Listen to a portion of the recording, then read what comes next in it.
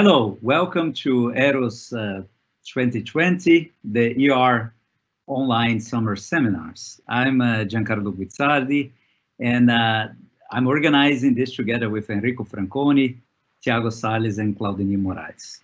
This is a series of talks by world-class researchers in the area of conceptual modeling, affiliated with the Bolzano Summer of Knowledge and ER 2020. So we'll continue every Wednesday until the last week of October.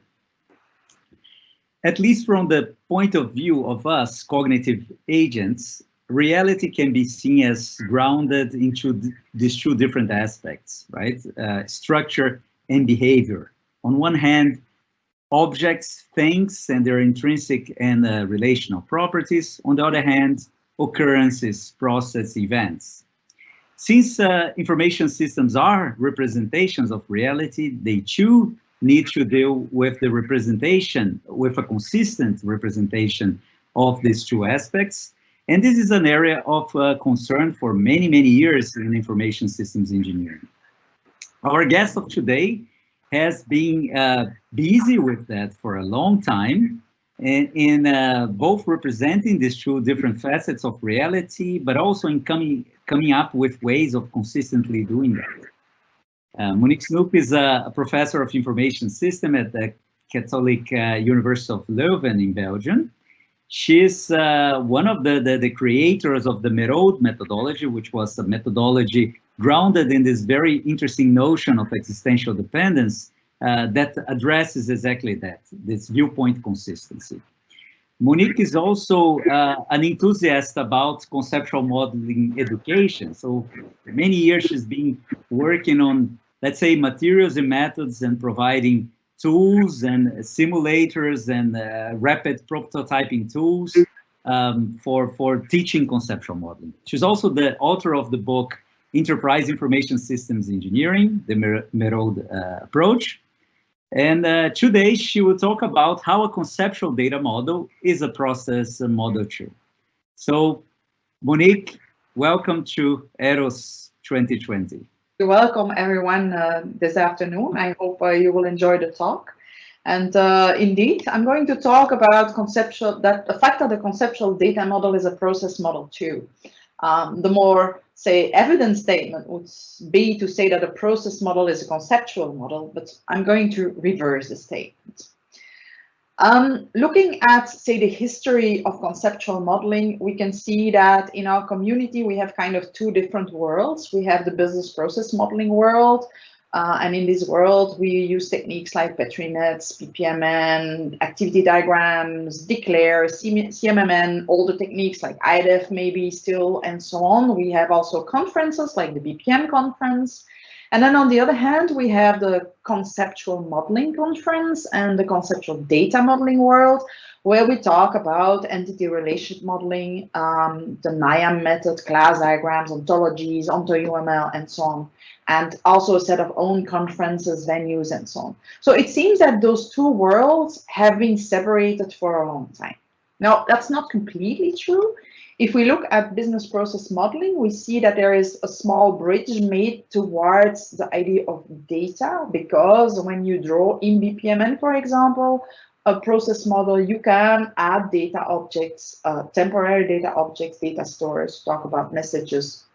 Also in Petri nets, you can model data as resources and so on. So there is some kind of a data awareness, and you can also see that in terms of research. If you search for data-aware process modeling, for example, you will find a number of publications about that, though not a massive amount. There has been a survey in the group of Manfred Reichert, where they published a paper where they proposed the DALEC framework as a framework to evaluate such data-aware process approaches.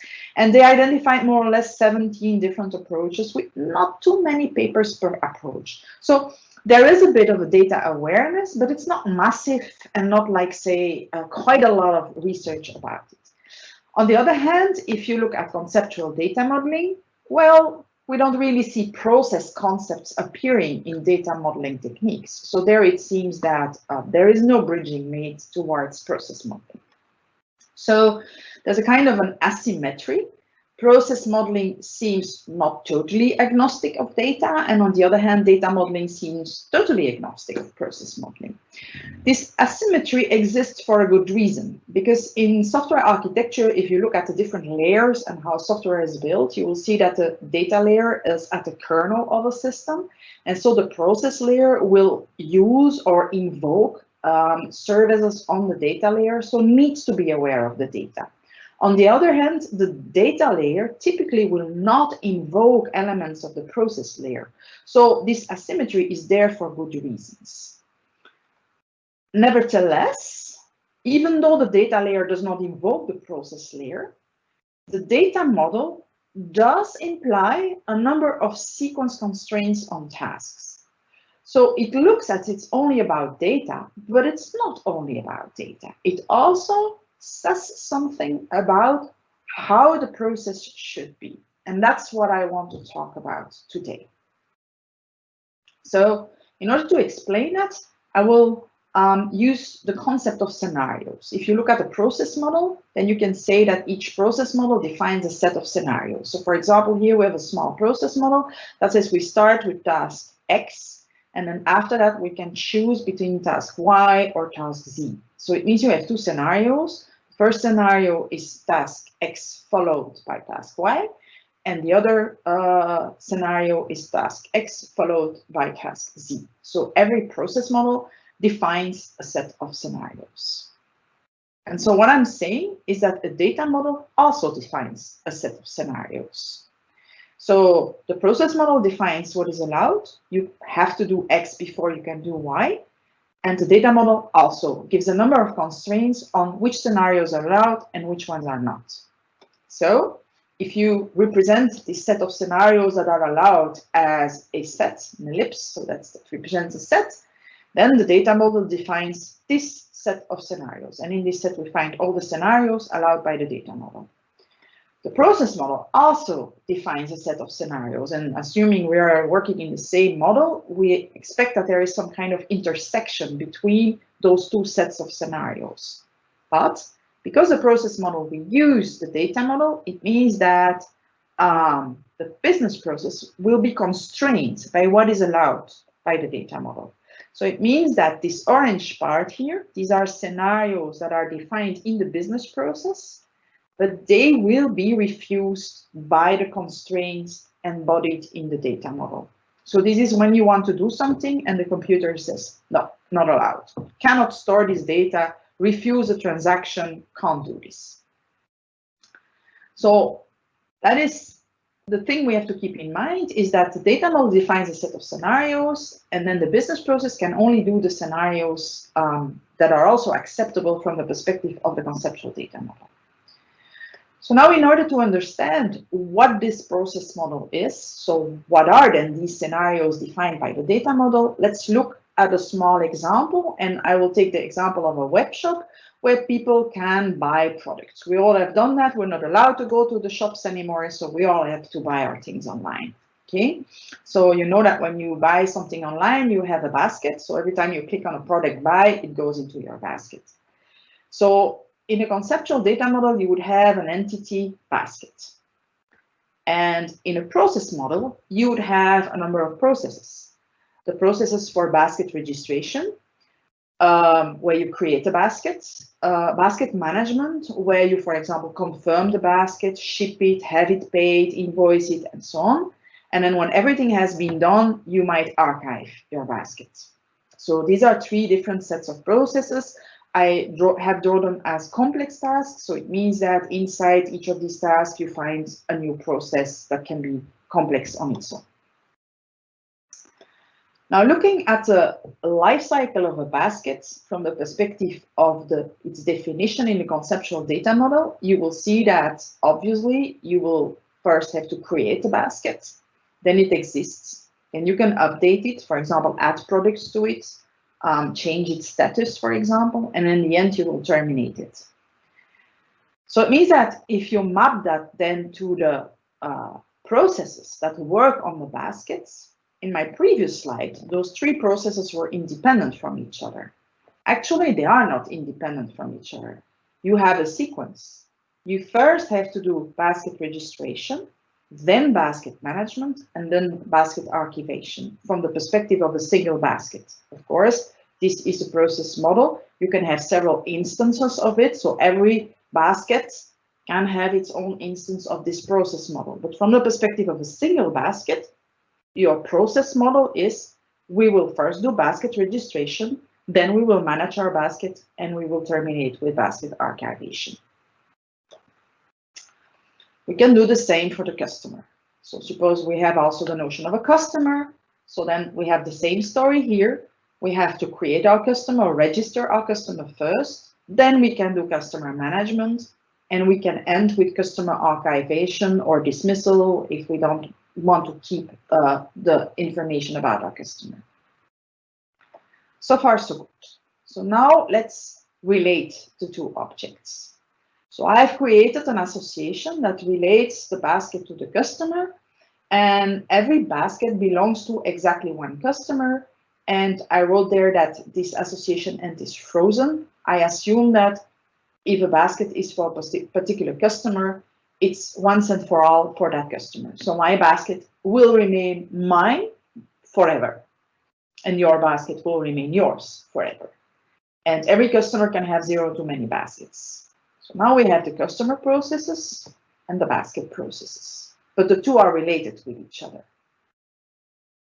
The fact that they are related to each other and that you have this mandatory one on the side of customer implies something in terms of sequences in which things can happen.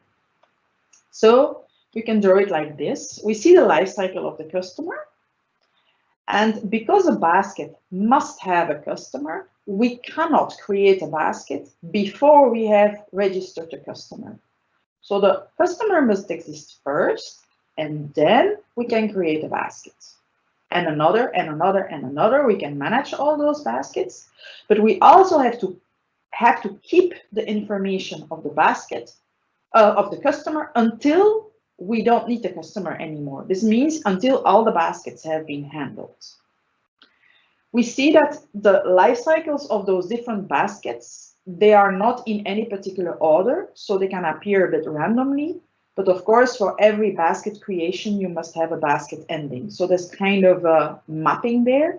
And process-wise, this is called unbounded interleaving of basket life cycles. And they are kind of a sub-process of customer.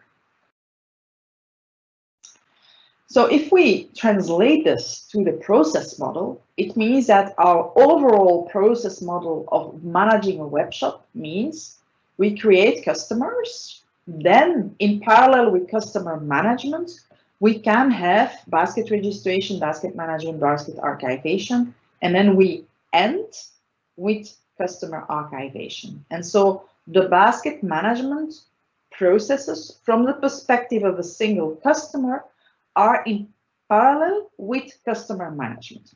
I used here at the bottom in the task the multi-instance symbol to indicate that I have multiple instances of a basket for one customer. It's not entirely correct in the sense that I do not know upfront how many baskets there will be for my customer, so it's not like a perfect representation of the unbounded parallel interleaving. But BPMN doesn't have a symbol for that, so that symbol is the one that is closest to what I want to say. Okay, so let's look at another example. Similar example, we have people, we have books, and our people can borrow the books, and this gives rise to loans. And now the interesting part is between book and loan. A book doesn't have 0 to many loans, but has only at most one ongoing loan at one point in time. Each loan, again, refers to one particular book. If it's another book, it's another loan. So we again have mandatory one book for each loan, and it's also frozen. It will not change over time over the existence of the loan. So if we draw up the life cycles, we see something like this. So the gray lifeline is the lifeline of the book. And inside that lifeline of the book, at certain points in time, we have a lifeline for a loan. So it means we now have an iteration of loans in parallel with the book but with gaps between the different loans if the book is not on loan at a particular moment in time. So also this can be represented as a business process. So in that case, instead of putting the multi-instance symbol, we will put a loop symbol. So we see we have book registration and then book management. And then from the perspective of a single book, in parallel with the book management tasks, we will have an iteration of loans for that book. And then we end with book disposal.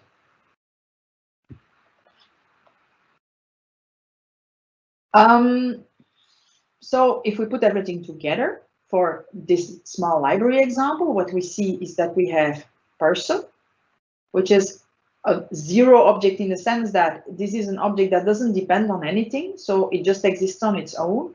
The book as well, but the loan is like depends or can only exist when the person exists and the book exists.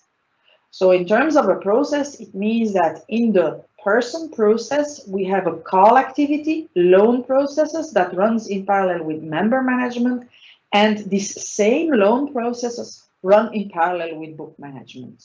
So, and this is more or less the way you could represent that in BPMN, and then you would use a call activity. So it's like the loan process is something that can be called and that is shared between the member process and the book process. And in the member process, you can invoke multiple instances of the loan process, and in the book, you can invoke a loop, an iteration of those loan processes. And so this kind of is the business process model that you can derive from the data model.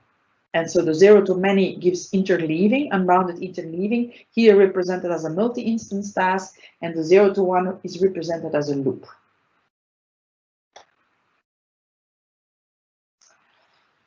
Let's now look at other types of associations. So we continue with our web shop. We had already the customer in the basket, so let's now add the product to our web shop. A product will again give rise to the basic processes of product registration, product management, product archivation, or phasing out the product. But of course, there's a relationship between the basket and the product. A basket can contain 0 to many products, and each product, well, you want to sell it as much as you can, so it means that each product can appear in 0 to many baskets. So we have a many to many association here. So for example, I linked here the events and I said, for example, in the life cycle of the first product, at a certain moment, I will add that product to the basket. And the second product also will be added to the basket. And the second product will be added to a second basket and then removed from that basket. The person changed his mind. Okay, so we see that these activities that change the basket and affect the product, they kind of affect two objects. So we have activities that affect two objects.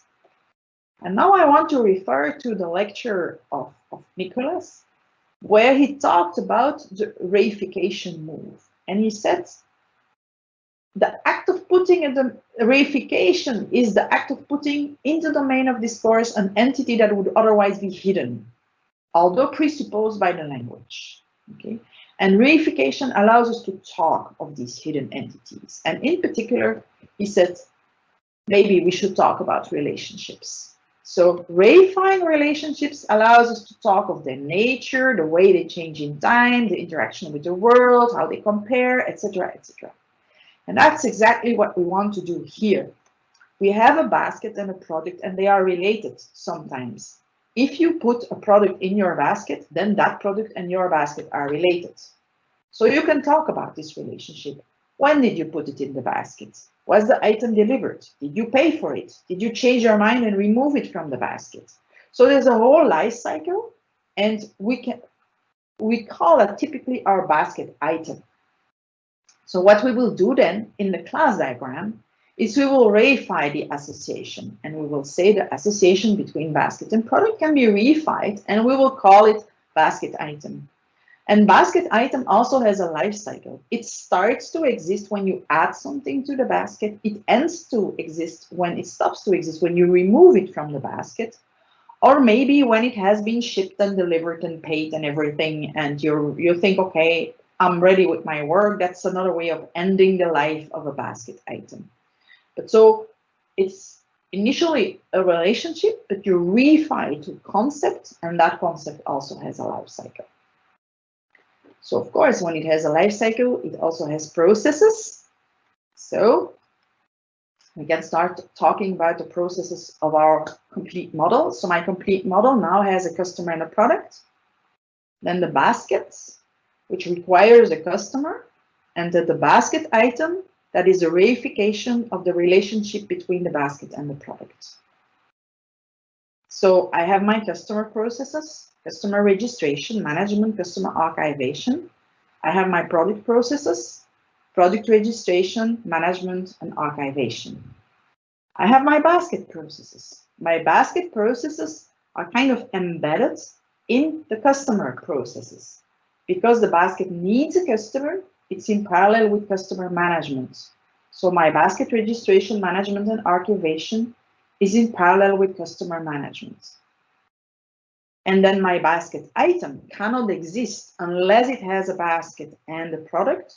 So all my basket item processing will be in parallel with basket management and in parallel with product management. So I have another level of processes that are in parallel with, say, larger grain processes. And so what we see happening here is that we have a phenomenon of process nesting, one process being kind of nested in another process. And for those of you who know Jackson systems development, he talked in his method about marsupial entities. So it's kind of an entity that is part of a larger one, but still has its own way of living. So like a little kangaroo in the pocket of the bigger kangaroo.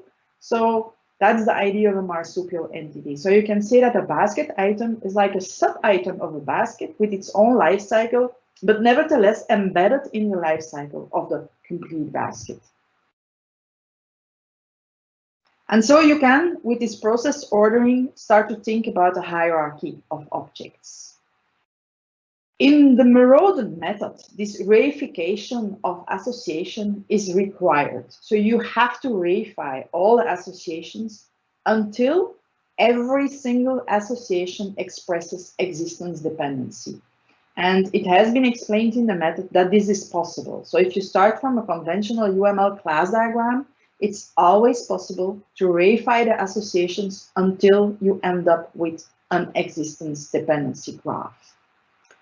This existence dependency graph defines master and dependence. Initially, we called it the mother and the marsupial, but then the reviewers returned our paper and said, no, these are too strange words. Use it, please, as master and dependent. So that's what we did. And so we have now this directed acyclic graph.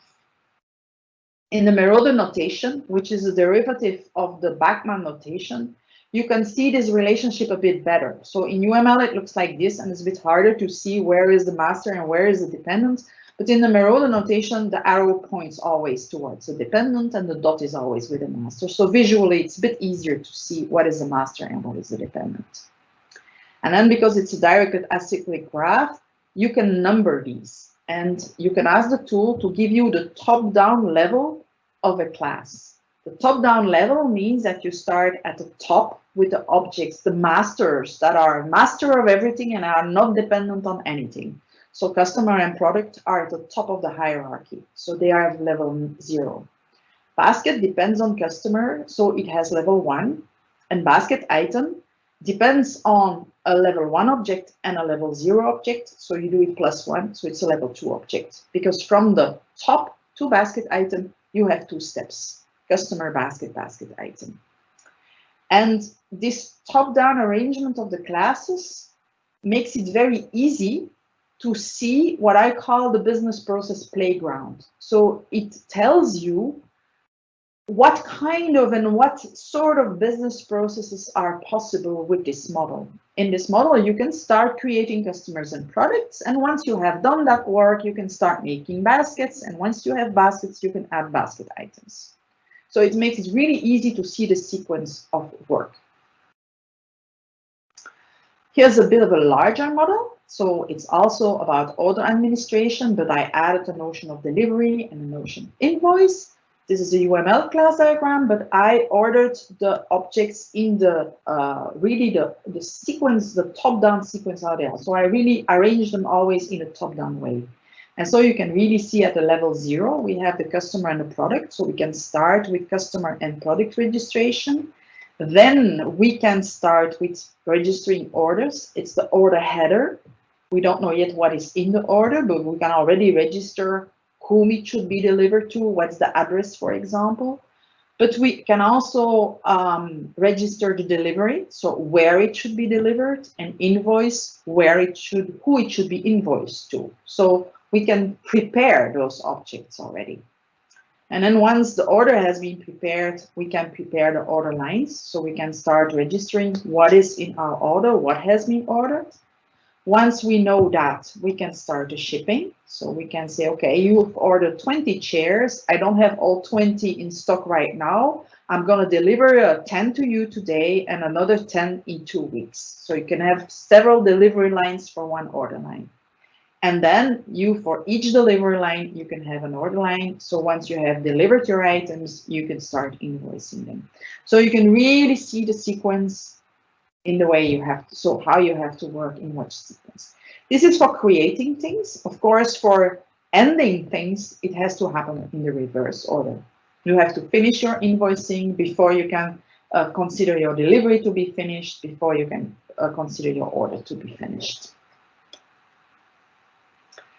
Here's another example of how I use that. So I gave this year my students an assignment on event management. So they had to create a conceptual model for defining events, types of tickets, invitees, permissions, areas, etc., etc. This was a solution I received from one group. It's definitely not the best solution, so don't consider this as the perfect solution to the problem. But I had to correct it, and I had really trouble figuring out whether certain business processes were supported or not. So in particular, I wanted to know if the ticket types and associated permissions, so for example, that a VIP is allowed to enter backstage, could be defined before or maybe after the invitations were sent to the guests. So I wanted to know, how do you deal with those permissions? Do you have to do everything before you send out invitations, or can you still do that after sending invitations? And it's not clear immediately from this class diagram to see, okay, what's going on. So what you can do then, if you have MERODE, you can ask the tool to number the objects in the top-down level, and you rearrange the class diagram. And then it becomes much more easy to read. So here you can easily see level 0, people. I register people, clients, web designers, employees.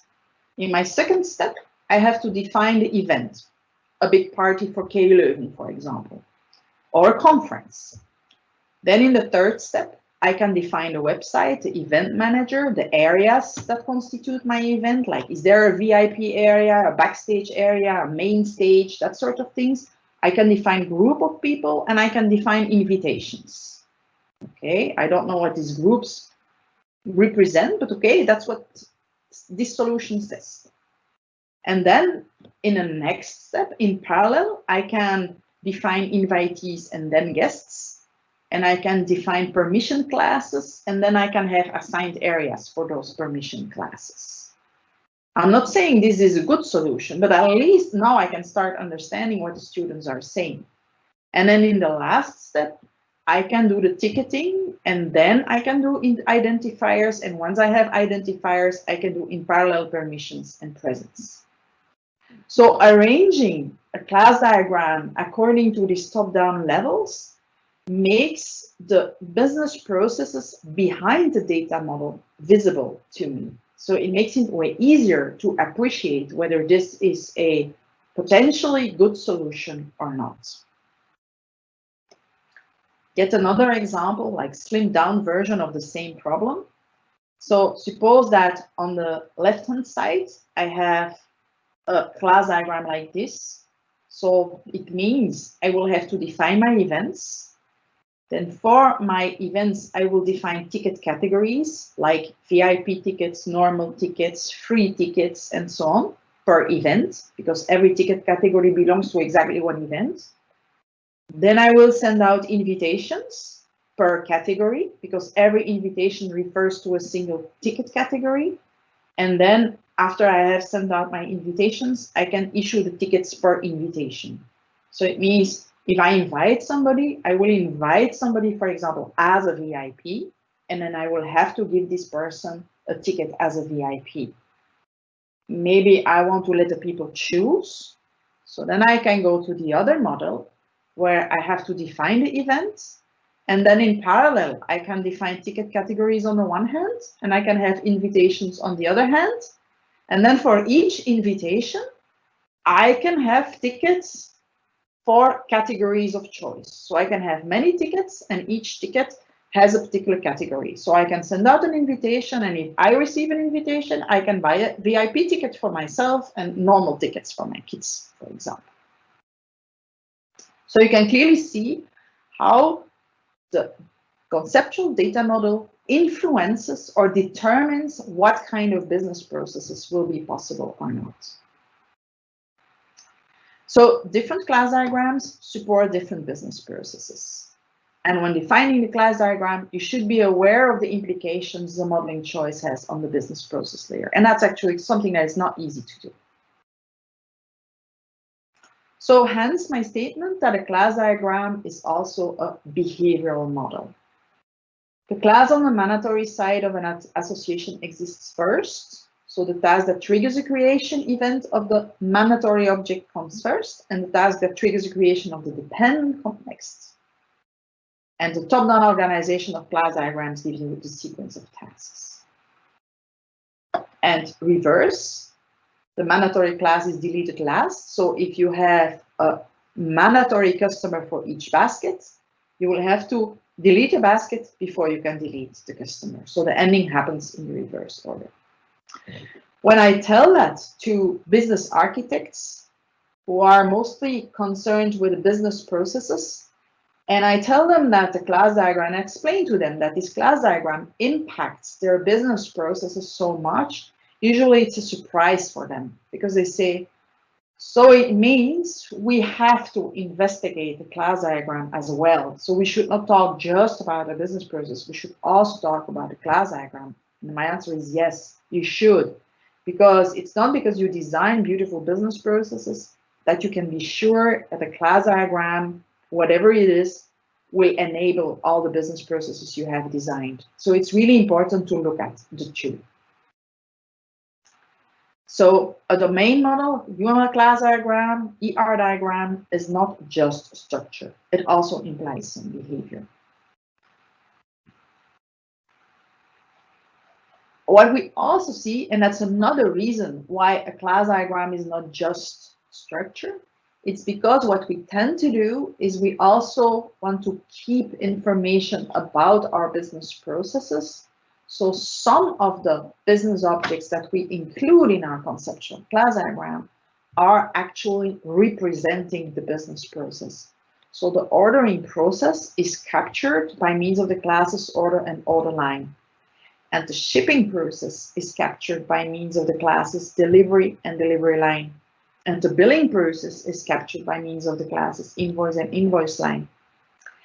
And the way this class diagram here is organized, as you can see, the delivery refers to customer and not to order. So it means that the shipping process allows me now to group several orders of a single customer into one delivery. So I can have, for example, a truck where I put orders of the past 3 days together in one delivery for the customer. If I would have the delivery related to the order rather than to the customer, then I would need to have one delivery per order. And the same for the invoicing. Here you see the invoicing does not refer to a delivery or to an order, but goes directly to the customer. So it means I can make one invoice for the customer, where, for example, I put all the deliveries of the past month. If I would have an invoice per delivery or per order, then if you have 5 orders, you have 5 invoices. It's a choice you're making. You can still do that. So with this class diagram, you can still, if you want, have 1 delivery per order, but you're not obliged to. So your class diagram defines, say, what I call the playground, the space in which you can further constrain if you want to, but you cannot do things that are not allowed by the class diagram. So that's why I say that the class diagram defines a playground. To make things even a bit more complex, if you go to object orientation, then every class also has a life cycle. So when I drew this line here, I said create, and then we have things like update, confirm, ship, pay, the basket, and end. By default, we assume a default life cycle, like you see at the bottom left. So it's a default life cycle. You create a basket, it exists, you can do all sorts of manipulations, and then when you cancel the order or end the basket, that's done, it's finished. Okay. But of course, in object orientation, you're allowed to define a more specific life cycle for each class. And you can say that confirm, ship, pay do not occur in a random order. So then you define a life cycle like this. You say, okay, when I create a basket, it is pending. When it is pending, I can add basket items and so on. I should have removed the confirm and pay there. I see I forgot to remove a number of events here in the loop. So it should be only create basket and end basket item. So then I can confirm my basket. When it's confirmed, I will pay it. And when it has been paid, it will be shipped to me. Okay, and that's the end of my basket.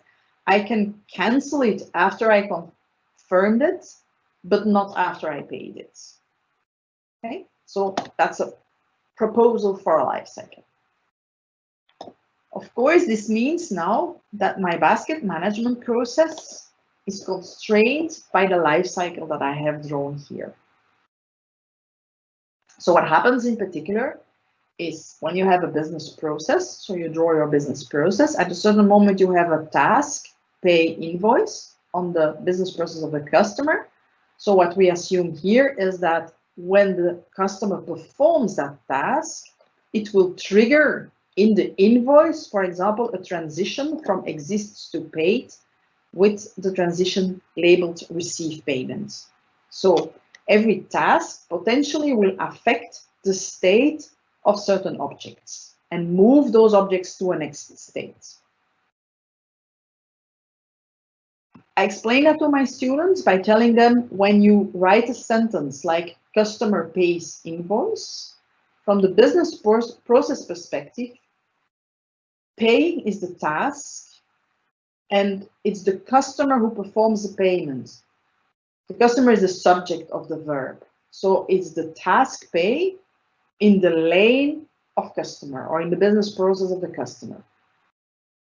If you look at it from a domain modeling perspective, you say that the invoice is paid. So the invoice is the subject of the verb. And so the payment affects the invoice. And it's the invoice that is going to change state from unpaid to paid. So it's very different. In the one hand, for the business process layer, you look at the actors, so the subjects of the verbs. And in the domain model, you look at the objects of the activities. So the one that are affected by an activity. So another example here in a library.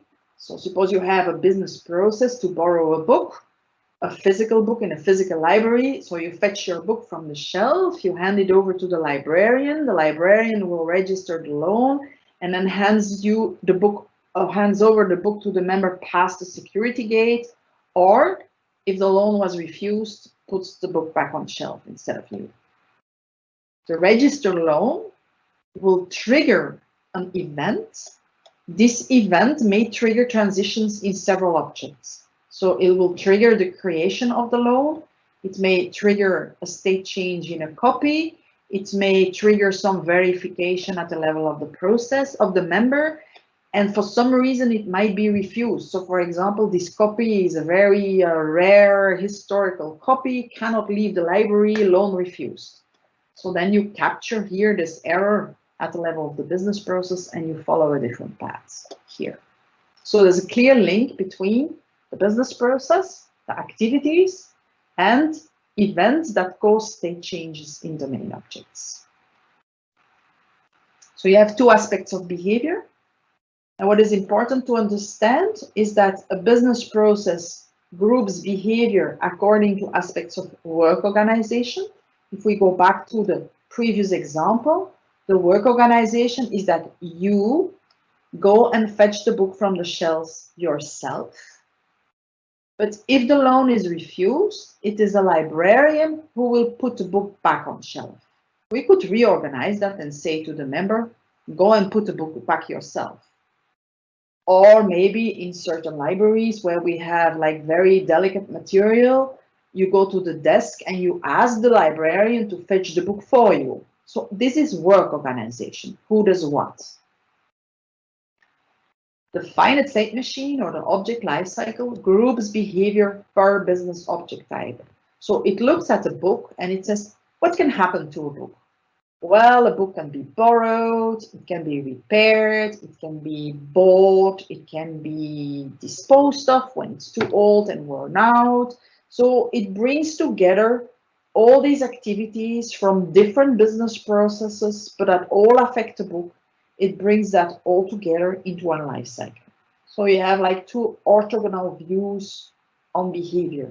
You have the horizontal view, which is like activities of actors and how these activities are sequenced. And then you have the vertical view, which is all the activities that affect a single object type independent of the business process where that activity is located. So it means that if you look at the Zachman framework and you look at the what column of the conceptual model, you will find the enterprise model, the domain model here in the what column. But actually your domain model also contains a piece of the how column, because there you have the life cycles and the behavior of the objects. And then of course you also have the business process model, which is also in the how column. But what most often people think is they say, okay, in the what column we have a class diagram, in the how column we have a business process model, that's it. And I do not agree with that. For me, in the class diagram, it extends a little bit to the how because it also contains a number of how aspects implied by the class diagram. Especially if you work in an object-oriented way and you have object life cycles. So of course it means that in this cell here, in this how cell of the conceptual model, we have to make sure everything is consistent. And for example, the example that I gave a life cycle for my basket. Well, if you look at the business process that I have drawn here for my web shop, you can see that the confirmation was in the object life cycle here, but not in the business process. And here in my life cycle, I say first pay, then ship. And here I say receive goods, then pay the invoice. So I'm being inconsistent. That's not okay, of course. So you need a way to check that consistency as well. So to sum up, the domain layer or the conceptual domain model implies a certain behavior.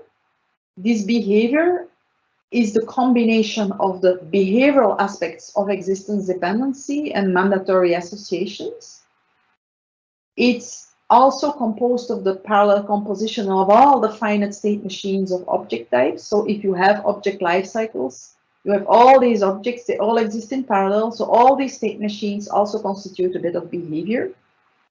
They might synchronize if they jointly participate to events. So if you borrow a book and the loan is created and the book state is changed to off shelf, you have two objects participating to a single event. So you need some synchronization there. And then you have cardinality constraints, referential integrity constraints, preconditions, postconditions. So actually you have a lot of things in your class diagram that all together induce a certain of behavior.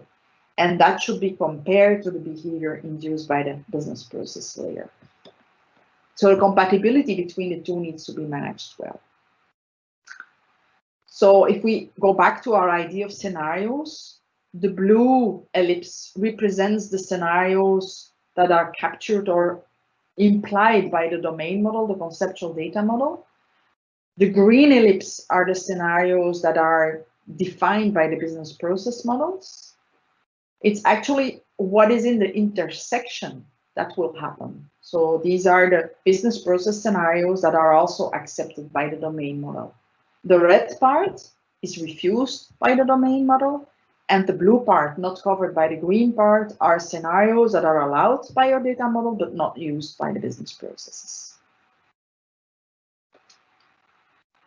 So if we talk about business processes and conceptual data models, we very often think that the data is like a sub-aspect of the business processes. So we say, yeah, the business processes are considering lots of aspects, like who is doing the task, when are they being done, what is done, and what data is used. So what data is like a small part of the business process story.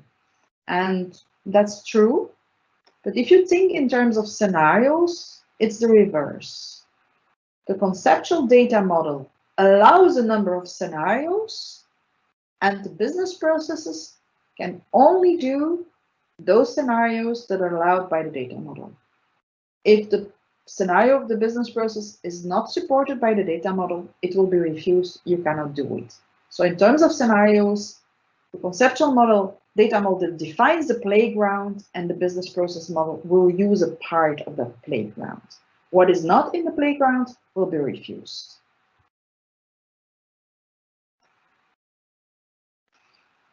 So to conclude the talk, I would like to discuss a few points. Well, two main points, actually.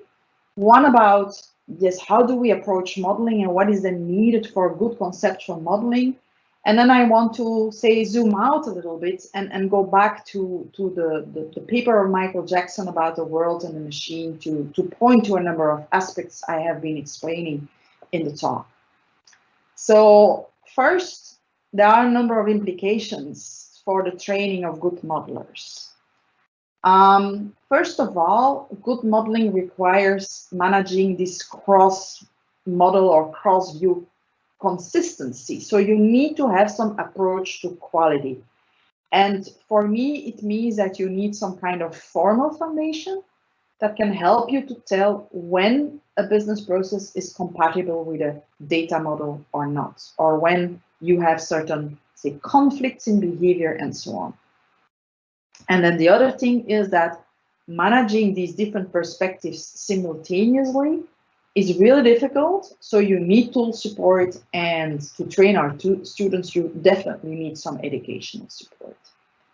So in terms of formal foundation, like I said before, the existence dependency graph allows arranging your objects into a directed acyclic graph. So it means you have this master dependent relationship. And actually this builds on the notions of weak entity from ER modeling, on the notion of marsupial from Jackson systems development, but also on notions of set inclusion from formal languages and the notion of more deterministic than in processes. So there's actually quite some theories that all have this more or less same notion in it. And so it means that it is possible to formalize this by making use of relational algebra to capture, say, the data part, so the really purely structural part, and combine it with process algebra to capture this behavioral part. This has been done in MERODE. So MERODE has been completely formalized as an algebraic theory, and we have relied on communicating sequential processes from HORE to define the behavioral aspects of object types. And so this means that the whole theory has some kind of formal grounding that supports the way of working. Fortunately, to use the method, you don't need to know all this theory. You can just say, okay, nice to know, but I don't want to know. Nevertheless, you need some support to do the modeling and understanding and managing the different perspectives simultaneously, because that's really hard. I have seen that for my students, that understanding just the structural aspects of a class diagram, that's okay. You can manage to teach them that in 1 year, 1 semester, but having them see the behavioral implications, that's really difficult. In this sense, using existence dependency simplifies the number of modeling concepts, because you reduce the number of modeling concepts you're using, so it makes your life already a little bit easier, because the modeling language is smaller. And because the modeling language is smaller, the code generation becomes easier. And that's what we have done. So we provide educational support, like Giancarlo said, because we allow for simulating models. And in this simulation, we also have a built-in feedback that explains the application behavior based on the model. And experiments demonstrate that this fast prototyping and the adding of feedback to the prototype improves the model understanding. So you can look at the website if you want to find some resources about that. To quickly illustrate what it is, you first create a model, and you can use the Merlin tool for that. That's the new tool. The older tool was called JMermaid, so you can use both of them. And then you can generate a prototype to validate the model. In JMermaid, the code generator is embedded. If you use Merlin, you have to use the code generator as a separate application. So for example, if you make a class diagram like this, a little library model that we have discussed before, and you add a life cycle for the book, then you generate code, and what you will receive is an application with 3 tabs, because you have 3 classes: book, loan, and person. And in loan, the way to create a loan has been called borrow. So when you click on that, you will receive a window where you can create a loan. And now suppose that I forget to indicate that it's me who wants to borrow the book. So I choose the book and I forget to indicate that it's me who wants to borrow the book. And I click on borrow. Then the tool will pop up a window and it will say there's a creation dependency. According to your class diagram, loan is existence dependent of the person. So in order to create a loan, you need to select a person first, an existing person, or you need to create an existing one, to create a new one. And if you still don't understand, you can say, see my ADG, and then it shows you the class diagram and what's going on. It says, yeah, you're in loan and you need a person. Okay. The reason I did this is because initially when I created the simulation, students would tell me, so there was not this pop-up window, it would just say error. And then my students would say, Professor, there's an error in your application. I was like, no, I don't make error in my code generation. It's your model that is wrong. And then I tell them, like, suppose you're on the ground floor of a house and you want to go 1 floor up and you don't see a staircase or an elevator. Whose fault is that? First, look on the plan. Did you draw a staircase? Did you draw an elevator? If you didn't, yeah, then we don't build it, okay? So closing this loop and explaining the behavior of the application based on the model was really, really important to make the students understand the consequences of their modeling choices. You have the same for the state machine. So if you then click on the person and you can create, you hope to be able to create a loan, then the application might still refuse to do it because it says, yeah, there's a constraint in the finite state machine of book. The life cycle says that when a book exists, you first need to classify it, then it's in the state available, and then only you can borrow a book. So then you make also the link with object life cycles. And so people can start testing out and the ways of working and if they are supported or not. So that was the first, say, element that I wanted to convey. Then the second aspect that I wanted to reflect on is this paper on the world and the machine by Michael Jackson. He mentions 4 facets of the relationship between the world and the machine: models, interfaces, engineering, and problem. And I will discuss mostly the first 2, we'll leave out the last one. So he says a model is actually something you create to capture, to define how something is structured and conceived. So you can say our model, our class diagram is a model of an information system, or you can say our model is a model of the real world. And there's a huge debate sometimes about that. What happens is that your information system, you use that actually to mirror the real world. If you go to a shop to buy a pair of shoes, and at home, you looked on the website to see if those shoes are available. So you were using the information system. When you go to the real shop, the real world, you would like those shoes to be available, really. So the information system is really like a mirror of the real world. And you can say that your conceptual model is not just a model of the real world, but it's also to a certain extent the model of the information system, especially because today, because of virtualization, sometimes the real world disappears. If I think of my bank account, there is no vault with piles of coins or notes. My money only exists by grace of an information system. So there, I do not have tangible objects anymore. So when you define a model, you're looking for descriptions. The descriptions can be true of the world, they can be true of the machine, and what you want is descriptions that are true of both. So that is actually what you're trying to write down. And that's really important, because then you also have to think, okay, because I want descriptions that are true of both, I also have to think about what is shared between the world and the machine. And suppose that I would be looking for the copy of the old MERODE book. So what you see here is the cover of the old MERODE book. And I'm wondering, like, where is my book? If I go to the KU Leuven library system, I can ask where it is on shelf. And then you can see, okay, there are 2 copies here, 1 copy here, 1 copy here, 1 copy there, and so on. That's because in the library system of the KU Leuven, we share everything with the machine. But if I look for the book at home, I cannot ask a computer. I'll just have to go through all my rooms and all the shelves I have and try to find it. It's because I do not share the books that I have with any information system.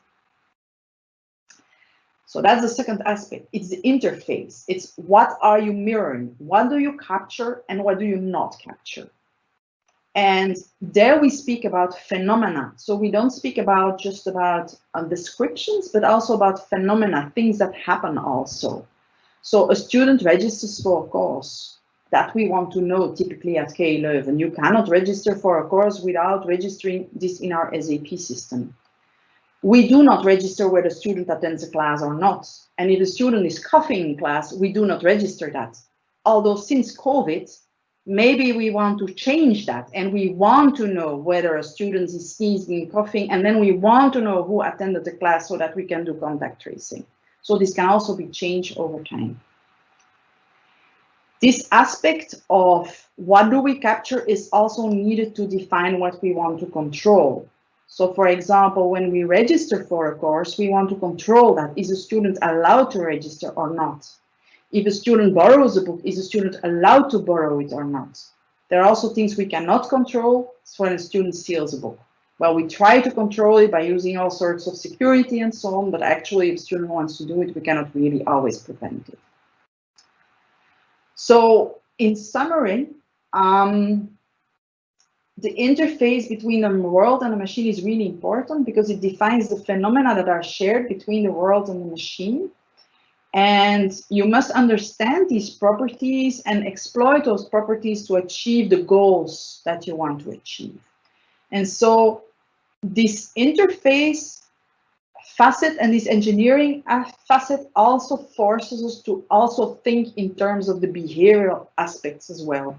So if a book disappears from the library, it's an activity, so we want to know that. If a book is acquired and is added to the library, we want to know that. So it's not only about the definition of what is a book, but also about the objects that come into existence, the objects that disappear, and so on. So this interface and how it works and how to sync this information system with the real world and keep the two in sync is about activities. And so that's why the behavioral aspects are important as well.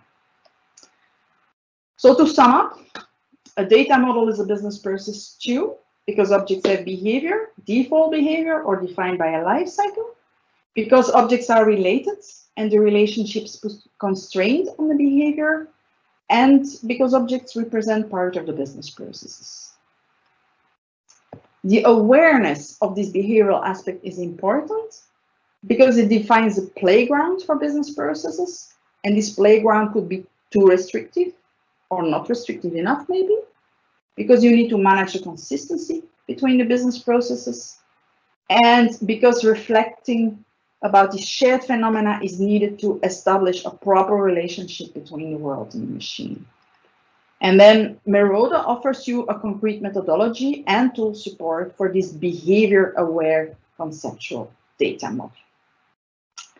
So that was the key. That were the key messages I wanted to convey. I have added a few references to my slides that you can download later on. So the reference to the paper of Michael Jackson, of course, then some publications about MERODE and process modeling, what we did before, and existence dependency. Then if you want to know about the teaching or the tooling and the impact of simulation on learning or consistency checking, you have a few more. And of course, there's my full publication on the K11 website that you can always consult.